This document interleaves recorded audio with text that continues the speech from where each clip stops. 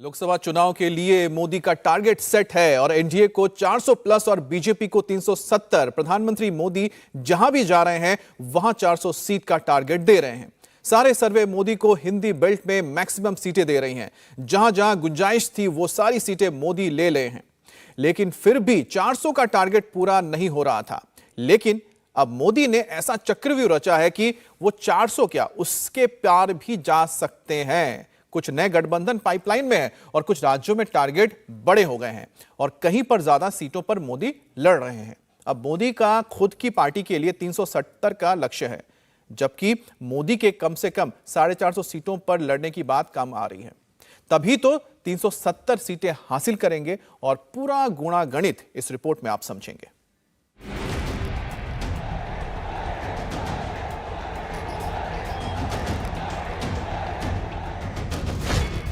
क्या चुनावों के 70 दिन पहले ही नरेंद्र मोदी के एनडीए की 400 सीटें सील हो गई हैं? क्या एनडीए के 400 के आंकड़े तक पहुंचने के सारे रोड़े खत्म हो गए हैं? मोदी ने वो कौन सा चक्रव्यूह बिछाया है कि एनडीए को 400 सीटें मिल रही हैं और विपक्षी एक एक सीट को तरस गए हैं? क्या मोदी ने कश्मीर से कन्याकुमारी तक 400 सीटों का पूरा रोड मैप बिछा दिया है? हर माता बहन कह रही है अब की बार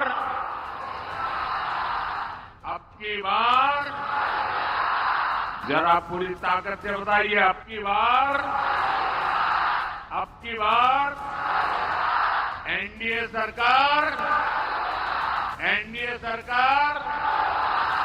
एक बार।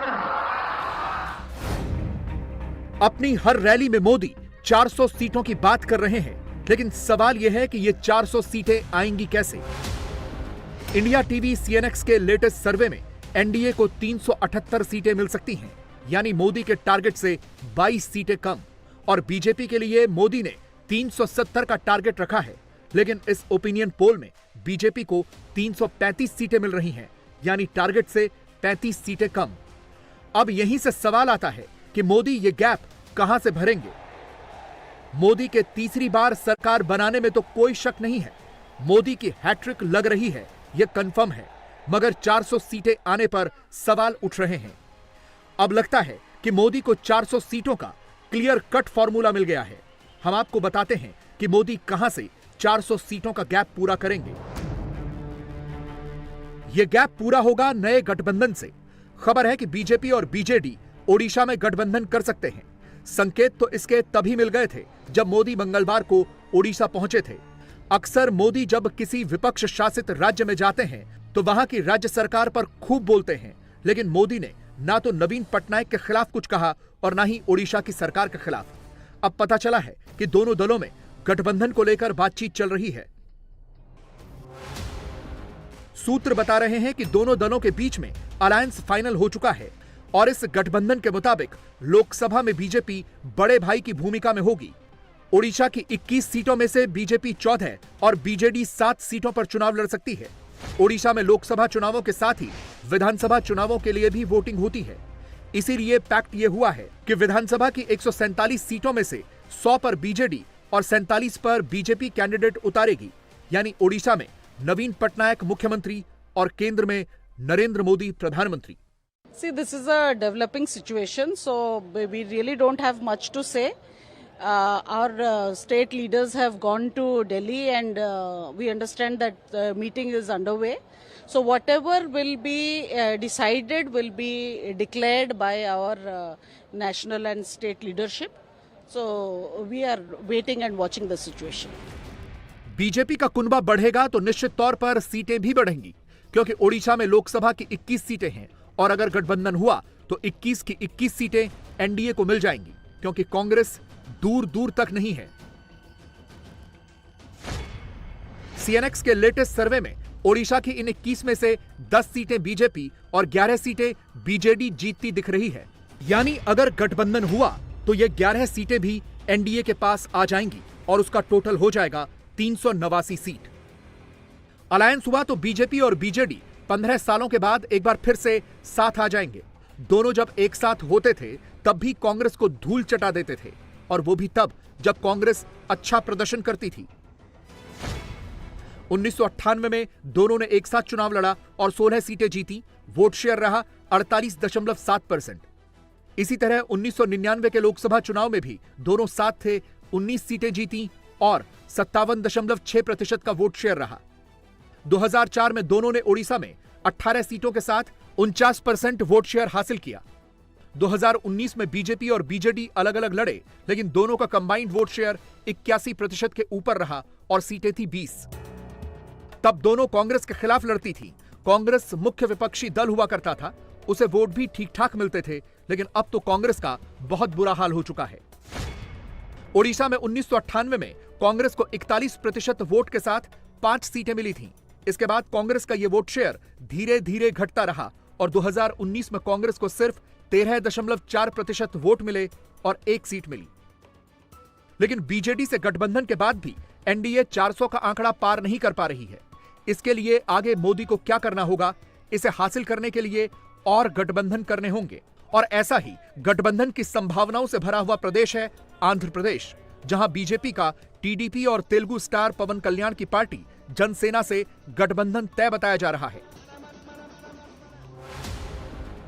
आंध्र प्रदेश में भी लोकसभा के साथ ही विधानसभा के चुनाव होने हैं।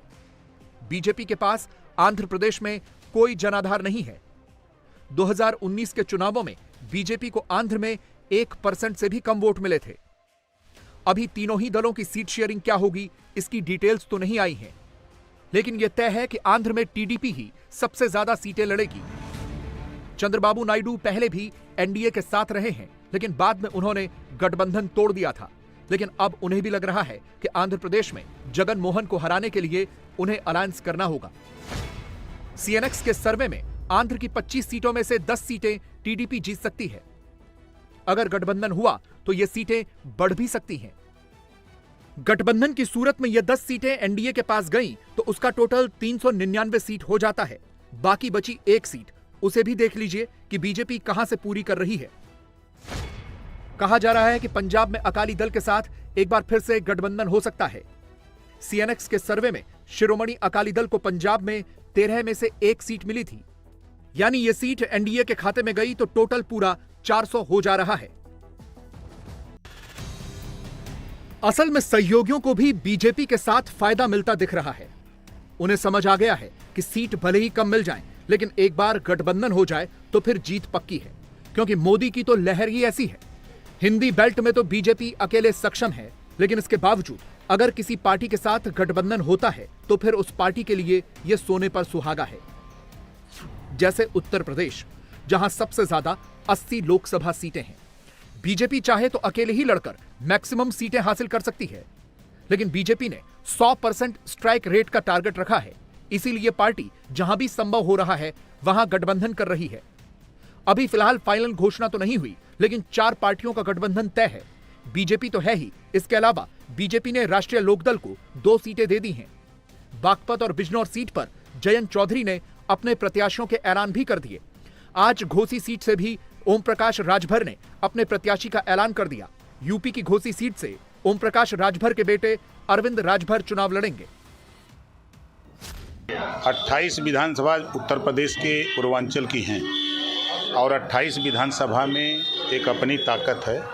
उस ताकत के दम पर जो समाजवादी पार्टी की सरकार में गुंडा राज था, उसको माननीय योगी आदित्यनाथ जी ने अपने 7 साल के कार्यकाल में उस गुंडा राज को समाप्त किया और 28 लोकसभा सीट में पहले तो 6 लोकसभा सीट जो 19 के चुनाव में हार गए थे, उस 6 को जिताएंगे और उत्तर प्रदेश की 80 लोकसभा सीट माननीय योगी आदित्यनाथ जी से कंधे से कंधा मिला करके हम एनडीए के सभी साथी, सभी घटक दल मिल करके जिताएंगे और मोदी जी को देश की कुर्सी पर तीसरी बार प्रधानमंत्री बनाएंगे। बीजेपी की एक और पार्टी पुरानी साथी है अपना दल सोनेलाल, जिसकी नेता अनुप्रिया पटेल हैं, केंद्र में मंत्री भी हैं, पिछली 2 बार से मोदी के साथ हैं। अनुप्रिया पटेल 2 सीटों पर लड़ती हैं और जीतती हैं, रॉबर्ट्सगंज और मिर्जापुर। 2014 और 2019 दोनों ही बार ये दोनों सीटें अनुप्रिया पटेल ने जीतकर मोदी को दी हैं।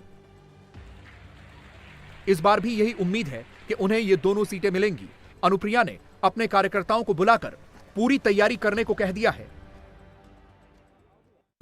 सारे कार्यकर्ताओं और पदाधिकारियों को स्पष्ट रूप से पार्टी का निर्देश है कि हमारा एनडीए का जो गठबंधन है उसमें अब 5 दल कुल शामिल हैं। भारतीय जनता पार्टी के साथ अपना दल तो रहा ही है, लेकिन अब हमारे साथ निषाद पार्टी भी है, भारतीय समाज पार्टी भी है, राष्ट्रीय लोकदल भी है।